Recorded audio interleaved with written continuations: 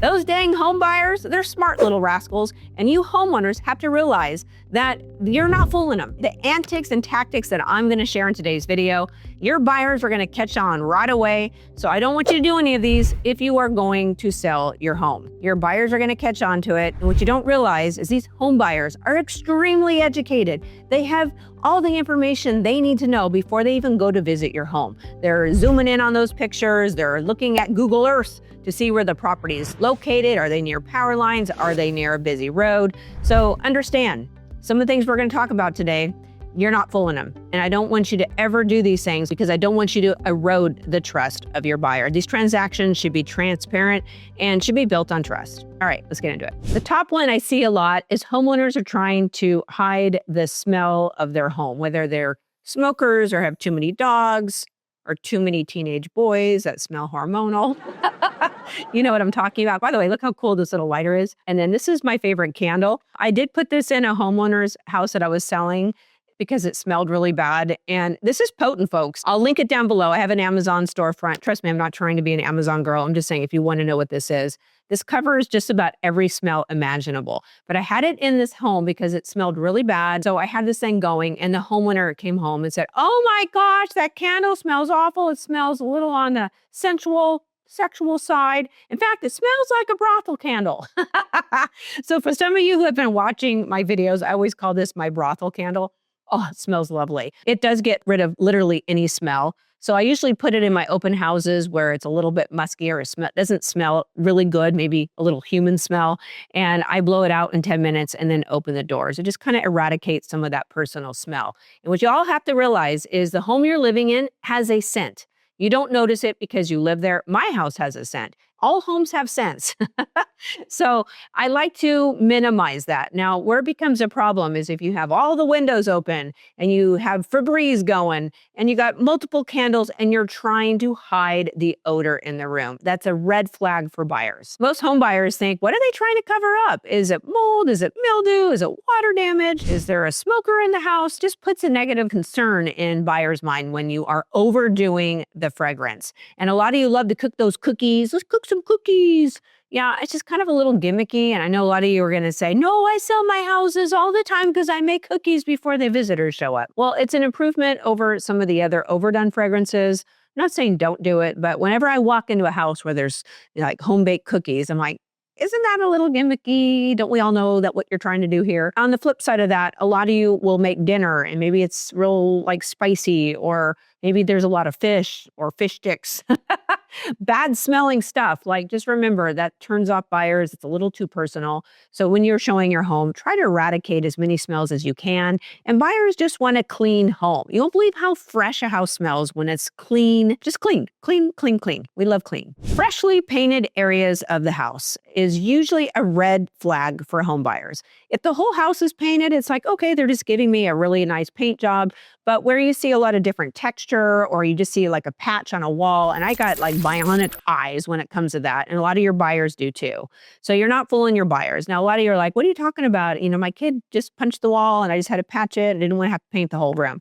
Yeah, but if there's a lot of punched walls and it's all over the house, you kind of have to ask yourself, like, has this seller not been well maintaining this home, or is there water intrusion issues? Are there plumbing issues? What the heck's going on with this house where certain areas are patched and the sheens don't match and the texture don't match? And by the way, you homeowners out there, please do not paint your house yourself unless you're a really good painter. A lot of you want to save money, especially if you're selling your home and you want to go paint the house yourself, and then it just looks horrible. It's not done right. There's overpainting, overspraying. It looks really cheap. So don't do that. Buyers see it. A lot of you homeowners don't want to go to the trouble of rearranging your home and staging it and prepping it and cleaning it. So you tell your agent just to virtually stage the home. So what does that mean? So you take an image of the room and then you edit it with AI and special skills and you make it look perfect. And the problem is most of the buyers can tell it's virtually staged, and we are required to notate that it's virtually staged on MLS.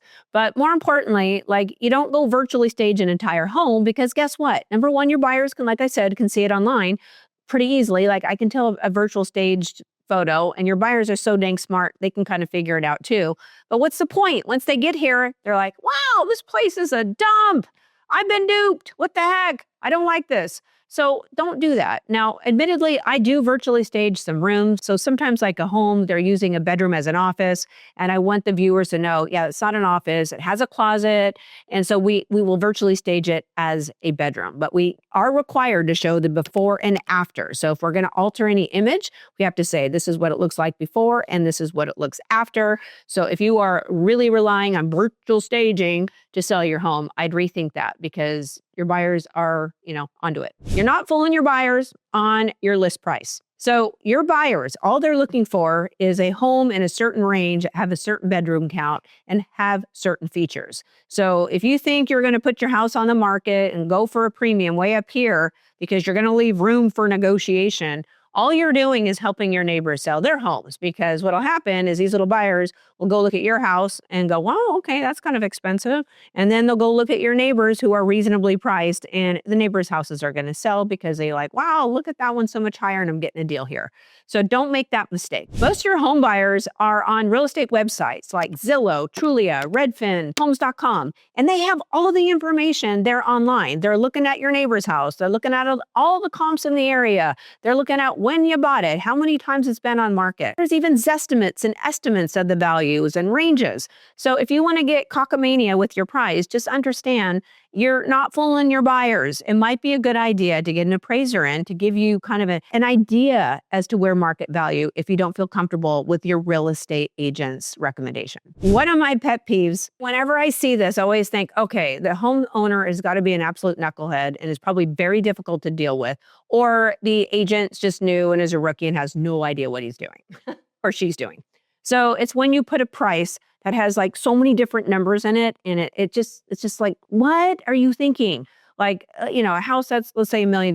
They go, oh, 1 million, 1, 2, 3, 4, 6, 7. I mean, all the different numbers. Like, guys, what are you doing? Or all these different 7, 8, 7, 8. 5, 6, 5, 6, all these different numbers. Like, let's just come up with a thoughtful number. Let's just not get a little carried away with the number. I've actually read somewhere where like, oh, if you come up with a really, cockamania number, that the buyers are going to think that the seller really spent a lot of time and was thoughtful with their number. Okay, I'm telling you, every single seller that I see who does this thing is either one or two things. Like I said, they're either really difficult to work with and think they know it all. Or number two, they're working with a knucklehead agent that says, oh yeah, let's do this. Let's stand out. Okay. It's crazy. Don't do that. The other thing that I just cannot stand, and I know your buyers are like, what? I don't get it either, is that range pricing. Yeah, we'll take an offer anywhere from 1 to 1.3. Well, what do you think they're going to offer you? They're not going to offer you 1.3, right? Stupid. Don't do that. Like, just come up with a number, let the market bear what the market's going to bear. Let's not get crazy with our numbers. Your buyers are onto it. In fact, I showed a property this week. It was like, I don't know, 5 different showings. And he's like, oh, okay. So remind me again what the price on this house was. I'm like, 874,372. He's like, what? I'm like, I know. I'm telling you, it's nuts. Comes across nuts. The other pet peeve of mine, and your buyers are onto you, is let's say your house is on the market for a while and you don't want to really change your price. So your agent or that knucklehead homeowner says, oh, let's just reduce our price for $5,000 because I'm confident that if we reduce it $5,000, the offers are going to be pouring in. Okay, we know that's not going to happen.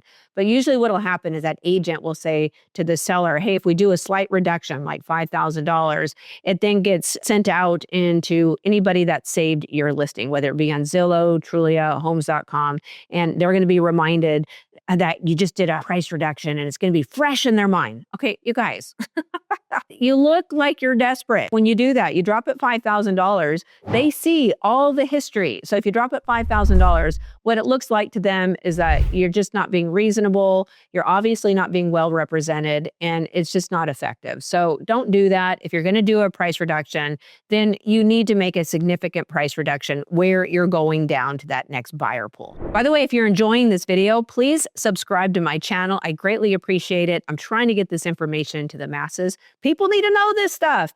And by the way, if you're getting value out of this video, you might find value in these 2 videos. One was the one I did on exterior home features that your buyers are hating, and the other one are home trends that your buyers are hating. I will link it right here, and I will link it down in the description for reference. And by the way, I'm recording this video on a Friday because I don't have time to do this on the weekend because I'm celebrating Mother's Day. And what better way to do that than eating a little bit of C's candy? My mom's coming into town. I'm excited to see her.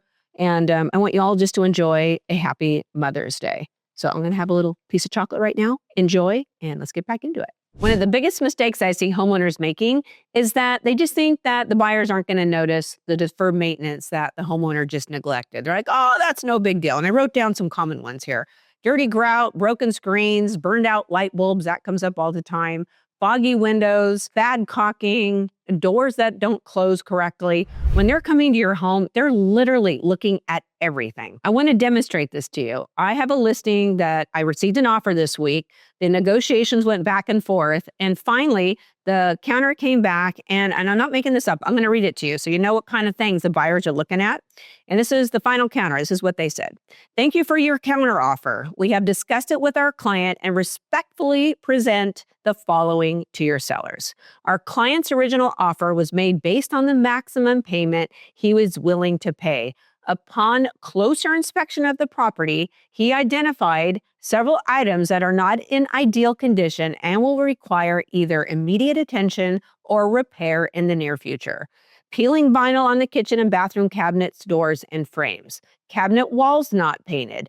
Doors and door frames not painted. Water damage on some of the cabinet shelves. Blinds are stiff and don't operate easily. Windows are functional, but hard to open and close. There's a cracked microwave door. The refrigerator door is cracked. Additionally, a third-party inspection may reveal further items that require attention, which the seller would not be willing to repair because we're selling the house as is. We hope this explanation helps the sellers better understand the reasoning behind our client's offer, and we appreciate their consideration. Okay, I'd show you that because this is a first-time home buyer who made this offer. And these are the things that they're looking at, okay? When buyers get into these homes, you know, they don't have a lot of money left. There's a lot of money they have to put down even to qualify, so they don't want to be nickel and dime. And they're aware of things. You're not hiding them. Uh-oh. I'm losing the light, starting to blame me out. They got to get to this. So this happened this week. In fact, a lot of my YouTube followers become clients of mine. They find me on YouTube, they hire me.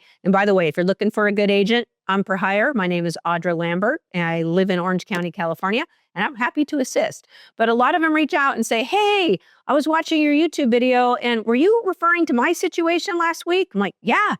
Well, where do you think I get my content? I'm boots on the ground, so some of the stuff I'm sharing with you, just understand you're getting the feedback, and this video is really designed to give you what I'm experiencing, what we're learning, so we can all learn from each other. So today's topic, or this week's topic, was condo versus single-family residence. So this client purchased the home thinking it was a single-family residence, even though it was zoned condo.